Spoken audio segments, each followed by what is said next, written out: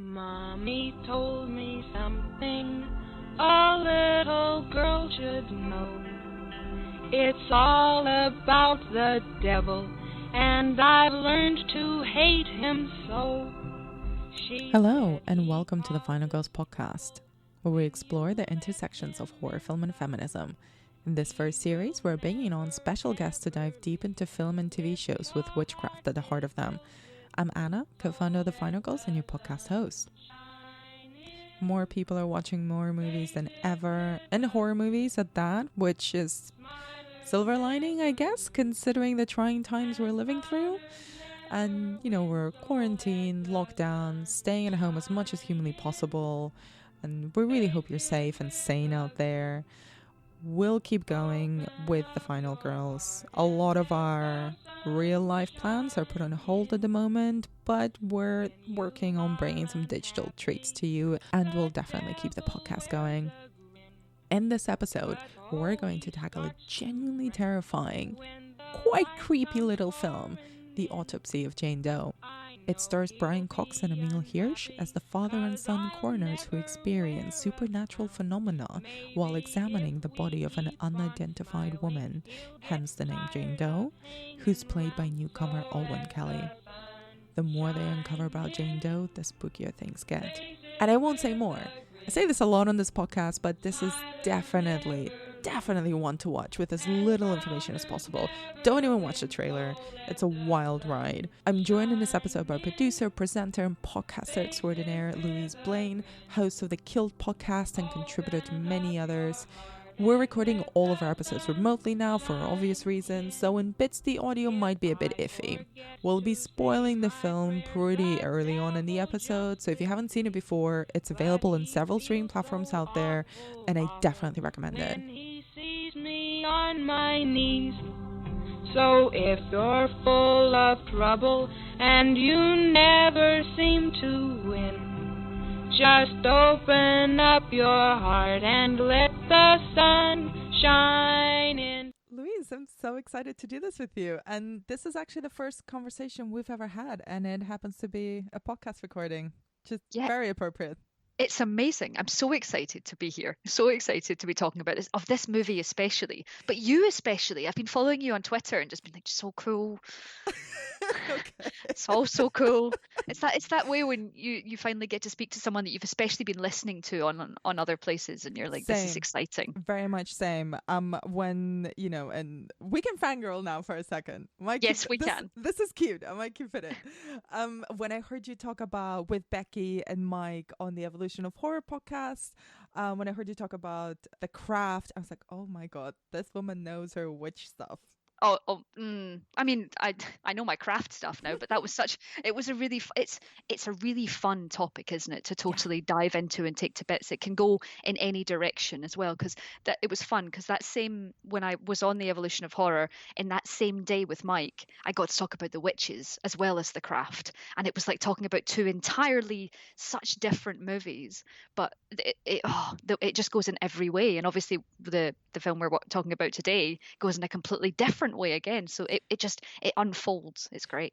Yeah, and this is an interesting film, and I was really debating with myself whether to include it in the series or not, for reasons that I'm sure we'll come to later. But just to kick off the conversation a little bit, can you talk about what is your relationship to The Autopsy of Jane Doe? I think I'd heard about it through word of mouth. People had said, The Autopsy of Jane Doe is a good movie. And I went through a period where I really liked to spend my Friday and Saturday nights watching a horror film somewhere off a streaming service, because it's fun for you because you get to watch something that might be a bit rubbish, but it also might be great. And if it's great, then you get to share it with everyone, which is kind of a double win. I really like doing that. And it means other people don't need to go through the terrible things that we as horror fans inevitably have to suffer, but kind of enjoy at the same time. So I had seen it passing. I ended up watching it at home.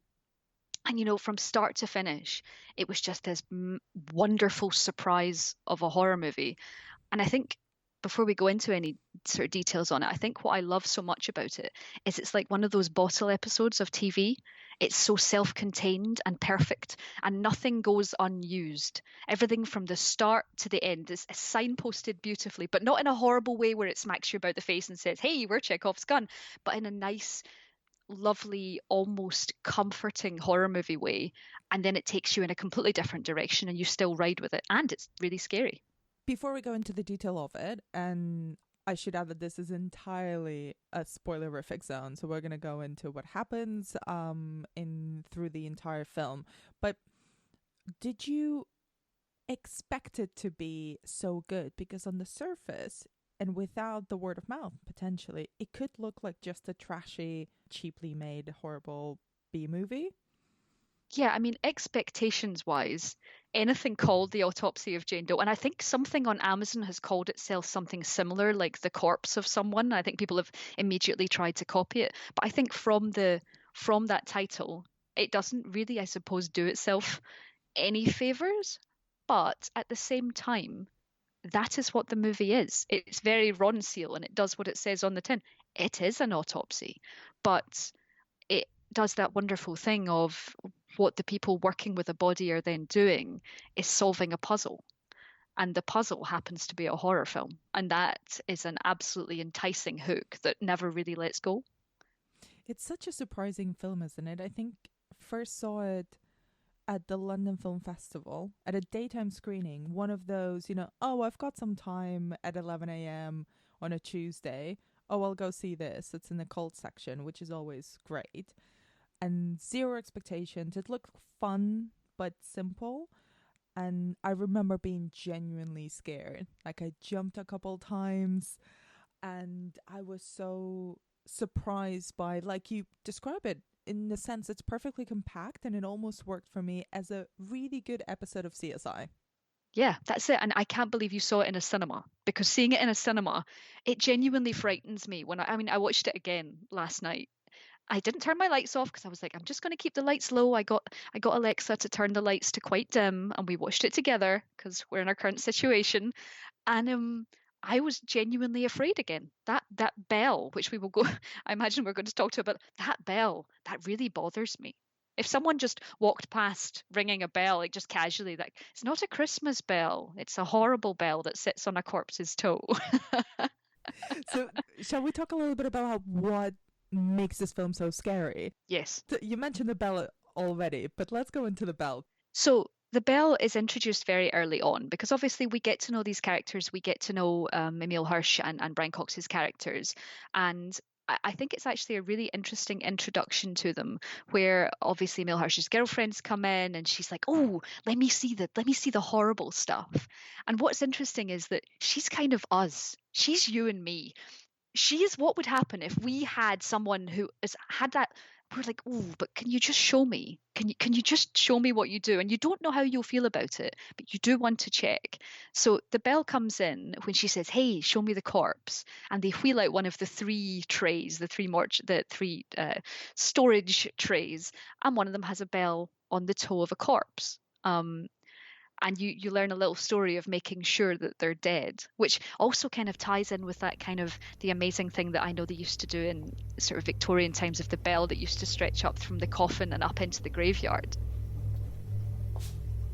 Are these all people? Just 3 tonight. Can I see one? Well, no, you cannot see one. Why not? Because there's some things you can't unsee, okay? Come on, I can handle it. No. And my dad, he's way too strict. Try me.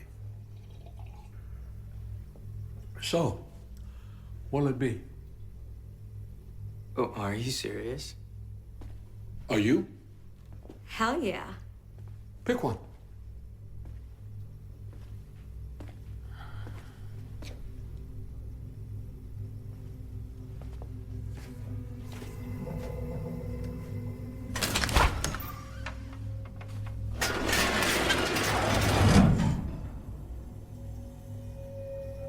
Not that one. The one next to it. A body's a body. Yeah, but I picked that one.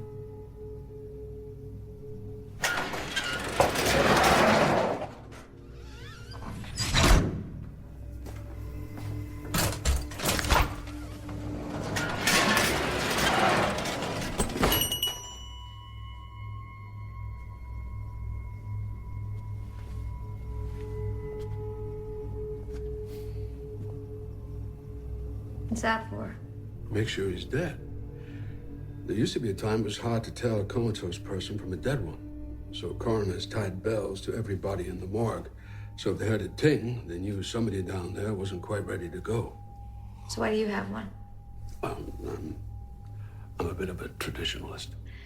So while it has the association of a bell that we hear later that we saw earlier being on a corpse's toe, it also has echoes of the past. It has echoes of the historical idea and the fear of being buried alive. So while on one sense you're just aware that a corpse has come back, it kind of engages all these deep fears that we have of being buried and having to escape. So it works on every level.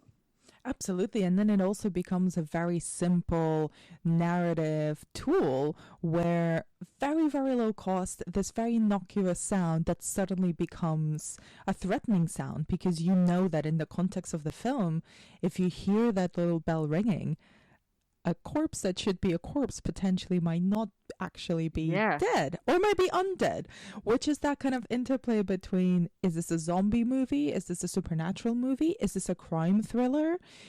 Is she buried alive? Is she in a coma? Like what's going on here? And that unknown entity that might be going around, and the film shifts between identities so much throughout its very slim running time as well. I think this film is like under 90 minutes long, and it's so effective. I think it's that the fact that it's so short, and the fact that it is an autopsy of someone. And I think what you're saying about the different genres that it crosses, I almost wish that it didn't have that title and it didn't have that art, because it would mean that more people would watch it. Because while it is really gruey to start with, I mean, it's gruesome. A Y incision is not hidden, but at the same time, it's not people who watch CSI, for example, or Silent Witness or any of these things, they're not a stranger to that. And this is just an added, just a little extra push into horror. And it also has this almost, like you mentioned before, it taps into our voyeuristic approach to watching horror, almost to watching gore as well, potentially watching these gruesome scenes, because it is in this almost very functional, very respectable place, a mortuary, and they're doing a service, they're doing a professional service, they're doing it well. Those two characters, the mortician, played by Brian Cox, and his son, who's sort of his apprentice, they're very sensible, empathetic people. They're not at all villainous or Machiavellian. They're there to do their job, but it's still a place, very much like Emile Hirsch's girlfriend kind of really says, it's like a place where you don't really want to be too much, but you really want to look inside. You want to see how they work, what's their daily routine, where do they eat lunch? That's what I want to know. Where do they eat lunch? But it was funny that you saying that they're really good, and I think it's the current climate. But did you notice how long Brian Cox washed his hands for? Because I did. Did you count? It didn't quite count, but he was still doing it after the first happy birthday that I got through. So he did pretty well. He was doing pretty well with the correct washing hands technique, which just to support that they are doing the correct job. Yeah, I mean, for anybody who's self-isolating like we are now, just think of the Autopsy of Jane Doe when you're washing your hands. Yeah, these things are important. Be more like Brian Cox, which is what I tell myself every day, really. But yeah,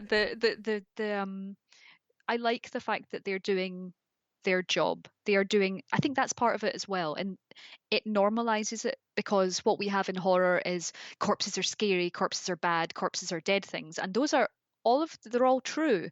But when you lay them out on a slab, like our Jane Doe in the middle there, everyone's equal. Everyone gets weighed and sliced and photographed and logged in a proper way. And what did you think then about those lead characters, the dynamic between them? The first, I want to say, third of the film is really spent establishing their relationship. So Tommy, who's Brian Cox, and Austin, who's his son. There's a little bit of a tension there. From the get-go, I really liked their relationship, simply because it didn't feel like it was perfect. It didn't feel like it was perfect. They felt like there was a bit of tension. There was he obviously, Tommy was saying, no, look harder, find out why this person died. You're not fitting the puzzle pieces right. And there was the father-son teaching and learning dynamic, which I really enjoyed. And you thought that maybe he'd be irritated with his father and he's going out on his date. But then when a body is wheeled in, he can't leave his dad. He feels this sense of ownership. You find out that he's been threatening, saying that he'll leave for 2 years and he hasn't. And it's because of this relationship he has with his dad. And I think it does it does it quite subtly in a way that, yes, I understand what's happening. I understand that you're being quite obvious about their relationship, but I don't feel like I'm being hit on the head with it. I feel like I'm learning in a natural way. And I think, again, that's what that short runtime is incredible for, because you feel like by the time you get to that horrific third act, you've gone through it with them and you've learned enough to know why it's so sad. It's really strange to talk about her as a character, but let's talk about Jane Doe, who is in the title, gets a lot of screen time, is naked and unmoving for the entire film. And that I find so interesting, and I'd love to hear what you think about her. Well, I was thinking what you're saying about her being, she is the most important character. She's also the most powerful. She has the upper hand in every capacity over these people. And I think from the get-go, I think there's a lot to be said about the fact that despite the fact that she is naked, at no point do I ever feel like it's sexually offensive. I don't feel like it's nasty or grim, simply because I think they made a really concerted effort to have the person that was being dissected previously was a man who was also naked. And everyone is equal on that slab, and her skin is very pale and beautiful and absolutely blemish free. She is beautiful, but I never feel like she's objectified or sexualized while lying there. And even when they are going in, and the Y incision is really horrible, but even when they are going in, she still has power. She still holds it, despite the fact they're unraveling this. Basically, it kind of reminds me, did you ever play any of the Room games? No. The Room games, they're made of little boxes, and you interact with them in different ways, and you find ways to get inside, and you look at different things. And she's kind of this human equivalent of this room puzzle, which lots of people play on mobile. I played it on mobile, but she's this powerful box. She's kind of like Hellraiser's box. She's something powerful and solid and there. And I do find her completely fascinating. I completely agree with you that it doesn't feel sexualized at all. It doesn't feel voyeuristic. And part of it is the fact that she's made up like a corpse. This is not, just a naked woman on a slab made to look attractive. But I think the other part for me was also in Tommy and Austin's character, particularly in Tommy, the way that they were approaching her as they uncovered and peeled away some of the mysteries about her. So as they opened her up, essentially, and discovered all the terrible mutilations that she had been subjected to, there's such a sense of empathy of them seeing her much more as a person who had suffered a great deal, and made that sense of responsibility, of professional responsibility, to understand what had happened to her, to help solve her death, her murder. They don't really know what it is, but they increasingly throughout the film, I think, get the sense of, we must find out what happened in order to set it right, or at least to put a name on it. I appreciated that from their end as well, but kind of going a little bit deeper into the power side of it, I also find that quite an intriguing narrative mechanism, because she is unmoving and speaking, technically in a very vulnerable position, but always wielding the power, although we don't really know that until about 2/3 of the movie in. What did you think about the way that the mystery of Jane Doe was unfolded? I think this is one of the things I love so much about it, is because they are just doing their job, and they find out what has happened to her just by doing their job. So they find out what's happened to her lungs. And actually, my favorite thing that I find really scary was when they discovered that she was skin within skin. The sort of double layered moment was really hot, because something that looks so perfect from the outside. And I think the early thing was when they said that her frame didn't look like it fit her waist. There was this unnatural moment about her, and they'd already seen that from the outside, and that's not necessarily something that we'd see. So them even mentioning it was suddenly like, oh, something's wrong. Not just the fact that she was found in a house where horrible things had happened. And I will say just now, I would watch that movie. Let me see that movie. Let me see the movie that led up to the scene at the start. I would absolutely watch that prequel. Oh, totally. I would watch the prequel, the sequel, the back in time prequel to it. Totally. Give me a Ginger Snaps 3 type prequel where we go way back in time when she's alive. And when they try and get rid of her by putting her in space, that would obviously be one. Like when they've decided we're finally at the fifth Jane Doe, and humanity's like, we can't do this, we're going to have to send her to space, then it would be like space where no one can hear you get away from Jane Doe. I mean, I want a crossover with Jane Doe and Sabrina. I want the whole lot. Yep, all the sequels.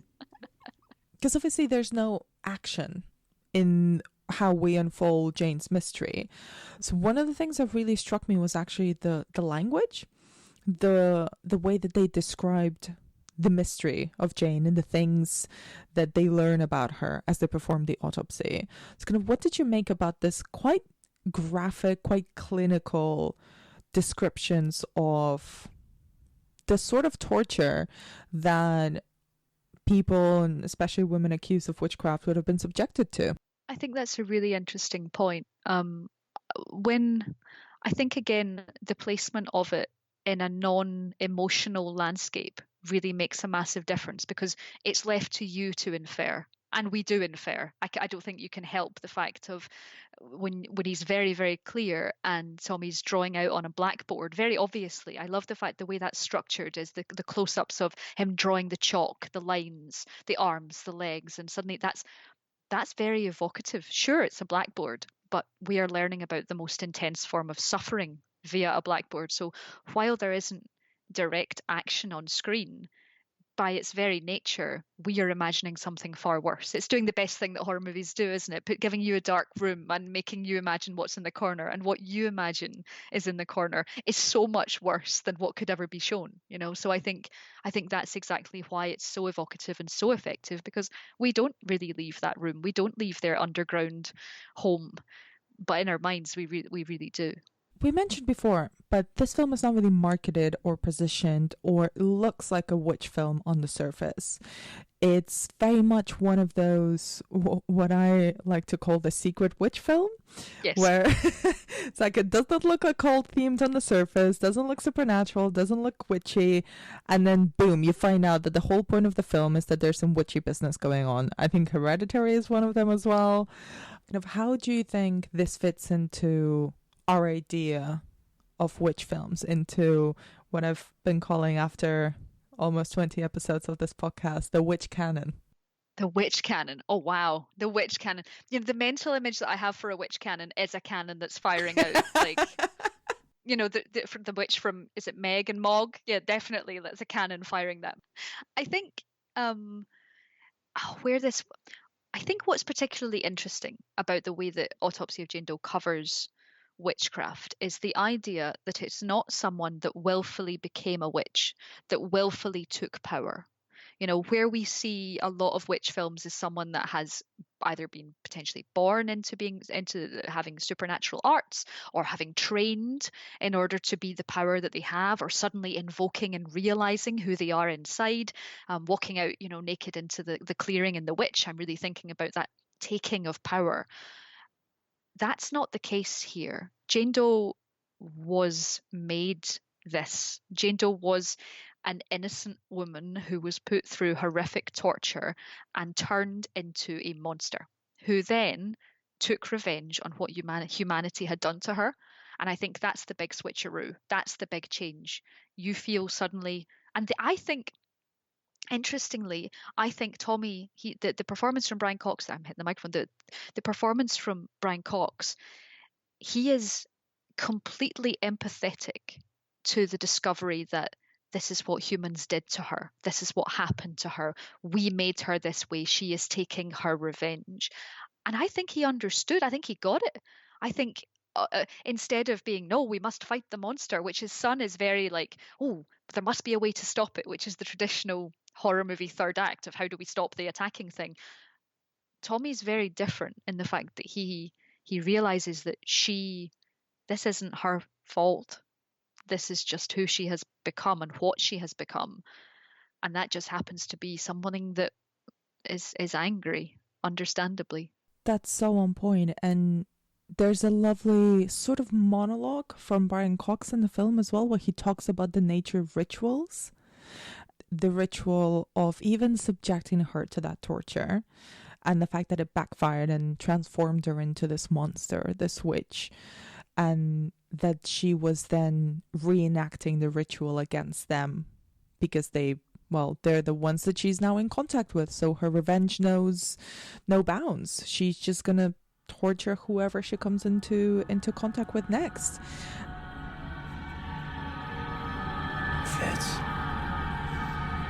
Witches are a myth. You can't keep denying. There were no witches in Salem.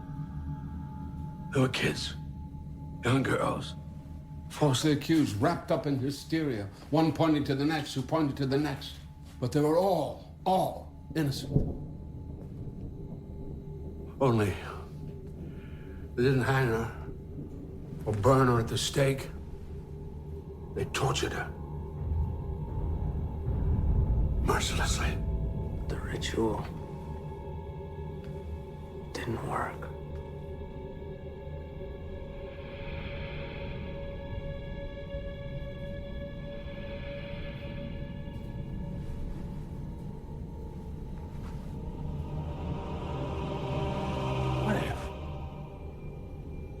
What if the ritual performed on an innocent accidentally created the very thing they were trying to destroy?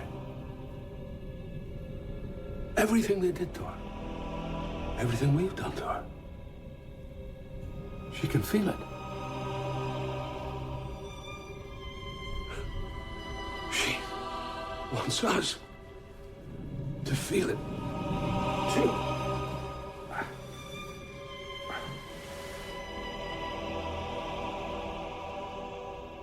That's why she's keeping us alive.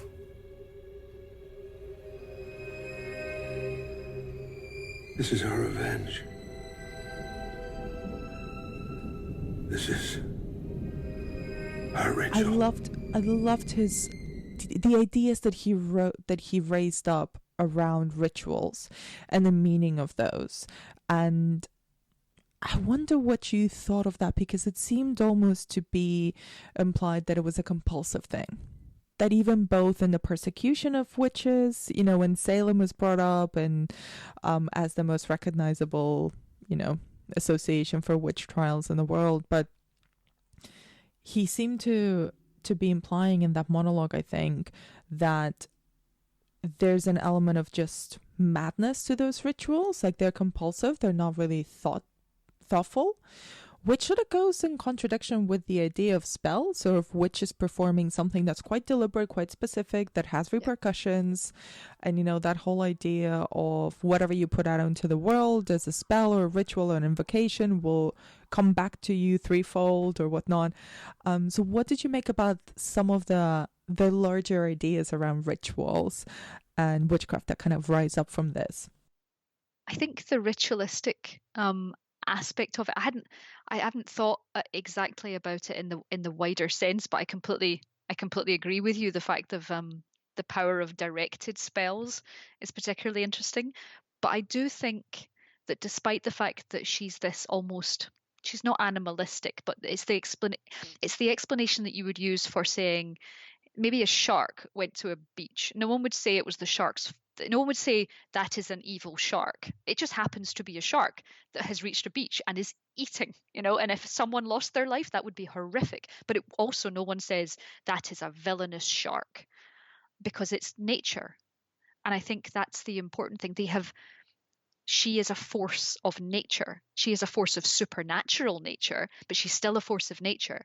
And I think the idea that whenever she does anything particular, maybe she turns up the cremation furnace and the smoke happens. Whenever the little things like that happen, we are taken back to that quite reassuring, almost top-down shot of her, which never really, which I find every time it goes back to her, I'm always looking for movement. And we've not talked about the performance Same. of the actress, but I'm constantly looking for movement. But at the same time, it's almost smart. You're looking at her, and this is what she is doing. She is purposefully doing those things.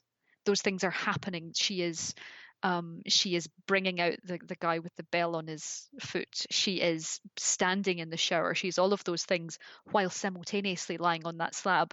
So I think that while she is a force, we come to believe that one at a time, one little bit at a time, one little Jenga block at a time, she's pulling them out, and it's precise.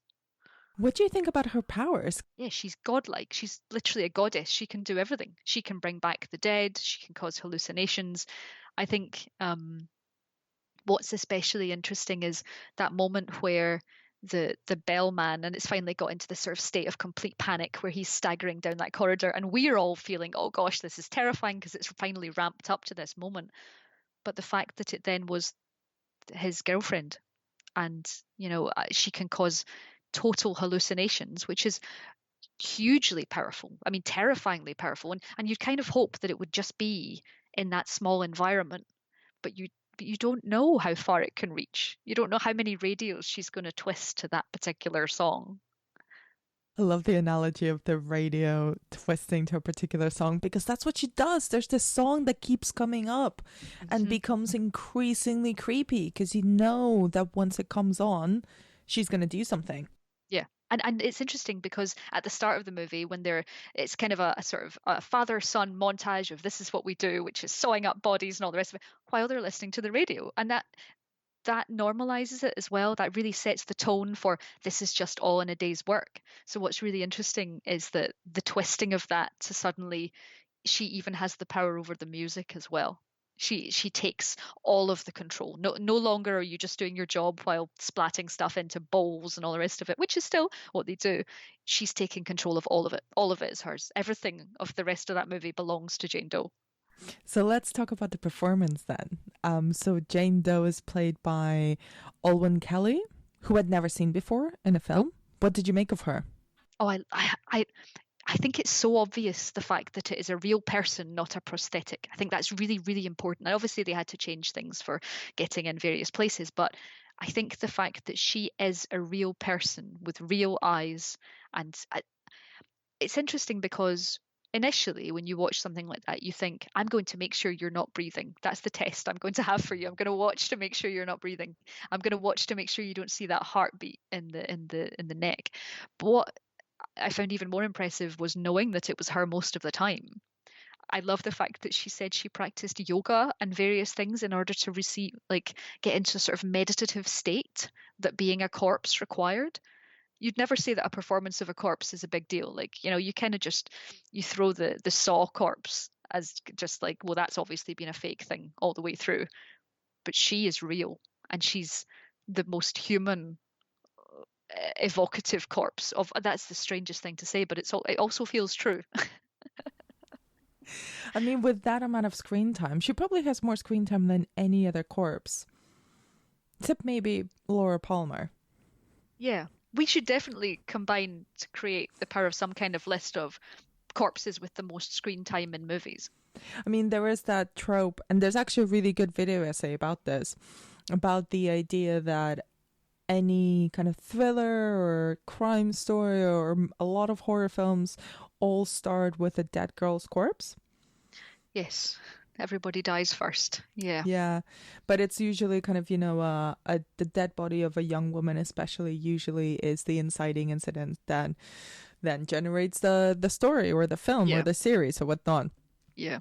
But in this case, she's both the object and the villain and the victim and our protagonist and the name of the film as well. And like you, I just kept watching and waiting for her to move. And as increasingly as the tone of the film also shifted to being a supernatural film, as we found out more about her, I was so sure, even on second watch, even on third watch, when I watched it last night, I was thinking, surely she's going to move and wake up and just get up and get out of here and go along her merry way and be a super powerful mega witch. I think I wanted that to be the case at the end. That's what I wanted. And I think it kind of broke my heart a little bit that by the time they got in there, her eyes were back to that weird cloudy way. And she was wheeled into the car. And in the car, the bell, she twitched. And you can either read that as the whole cycle will happen again, or she's free. And I don't think she's free. I don't think she's ever going to be free. I think that was the sad thing, that I looked at her eyes and I just thought, nope, she's still in there and she's perfect again. All her scars went because you thought that all her scars went because he'd sacrificed himself. But no, I think her scars went so that the cycle would happen again, and she's kind of doomed to be this forever force of evil that she can't really control, or can control but can't be free.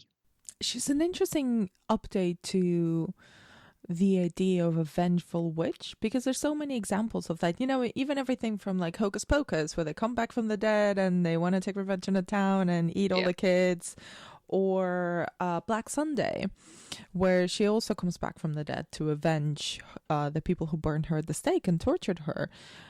But this one is so different. How do you think she updates that trope? I think she updates it in the saddest way. And I also think potentially maybe the most 21st century way, where we are, I feel like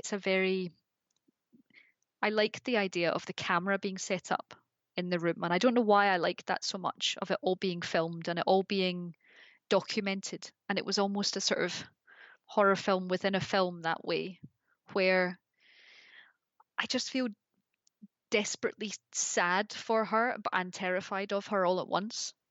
And I think that, I suppose, is a modern pushing forward of witchcraft in a different direction from what we had before. I don't know where it can go after that, other than obviously Autopsy of Jane Doe in space, as we so wish. But, I do think going back to just, hey, I'm angry because you killed me, after that would be very, very difficult. You'd have to do it in a very particular way, because it's postmodern witchery, so to speak, of we're taking revenge in a different way. And that's, I guess, one of the many reasons that it's brilliant. So you're absolutely right. I love the postmodern witch take.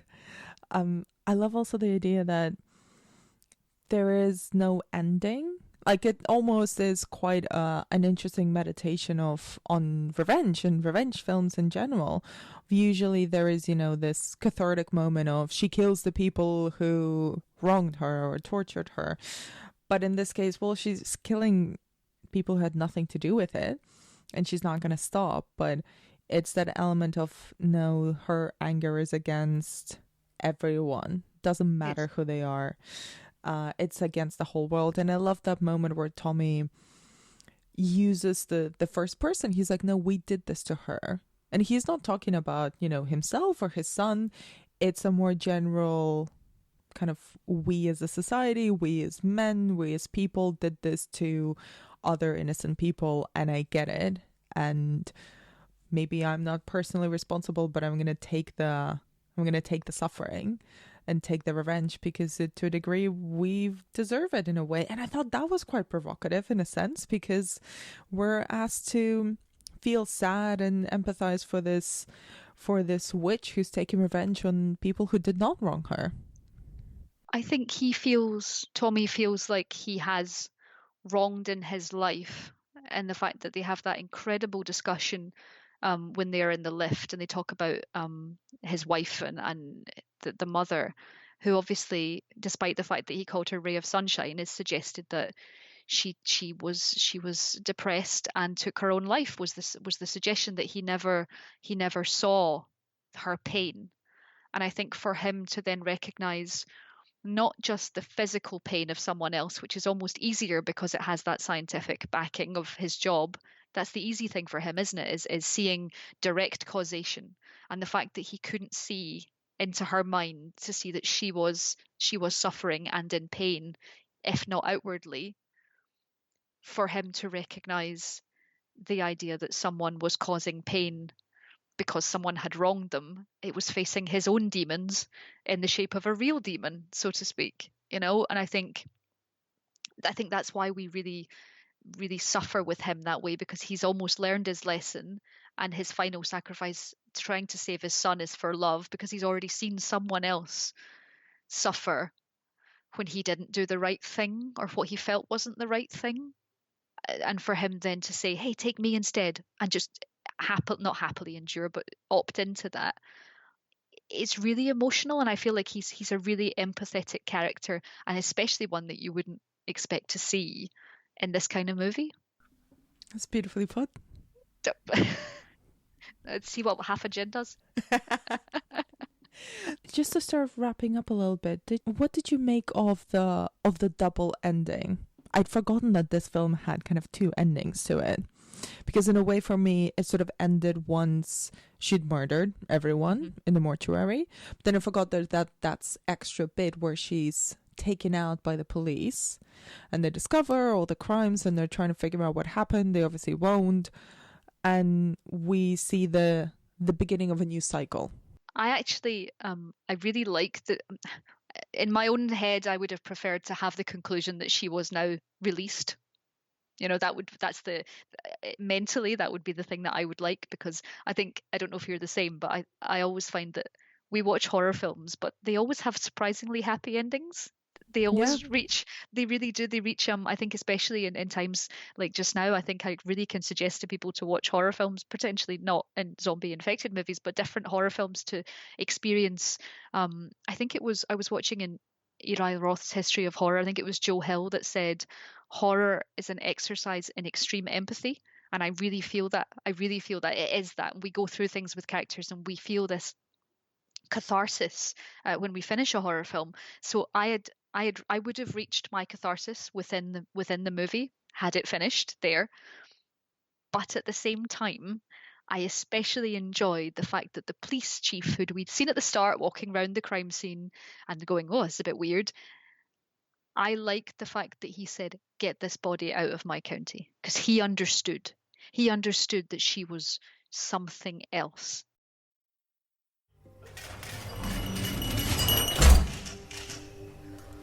What the hell happened here?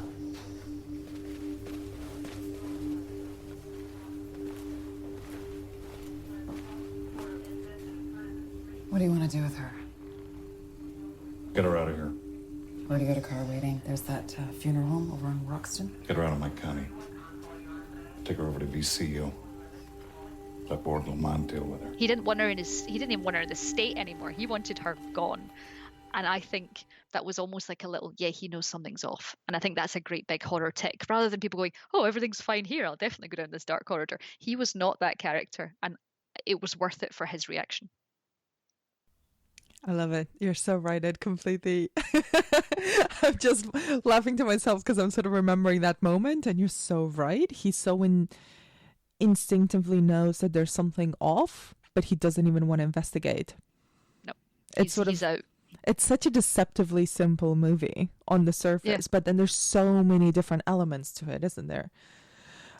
Is there anything we haven't spoken about that you wanted to talk about the film? I think we have covered everything, but I'm going to double check my not psychopathically written notes. My happily perfectly cursive notes that in no way resemble the notebooks from Seven.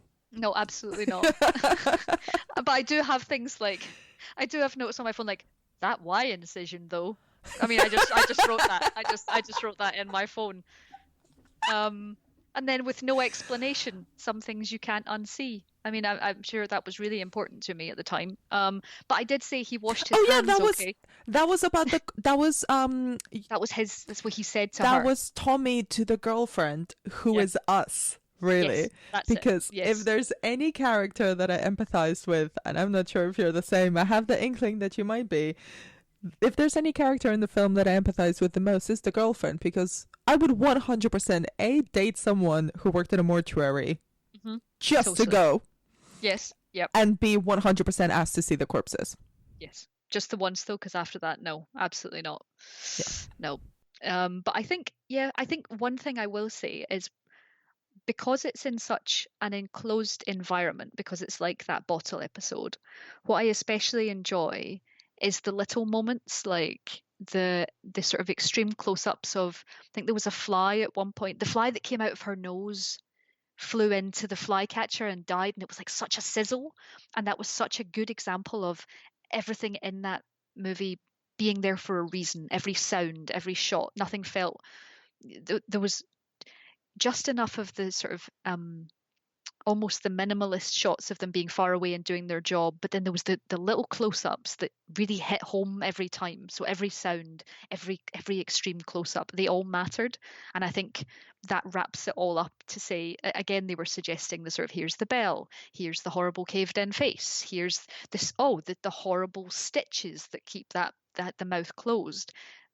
They were all very carefully shot, I found, to say, you might see these things later, but not in a horrible way, just in a, look how horrible it is when it comes back. So yeah, that's my one extra thing, is just the cinematography and style there is very on the nose. Oh yeah, I think this is a really good film for filmmakers to watch, actually, just in terms of, it's a very idea rich premise, I think, but very, very simple on the surface. Totally.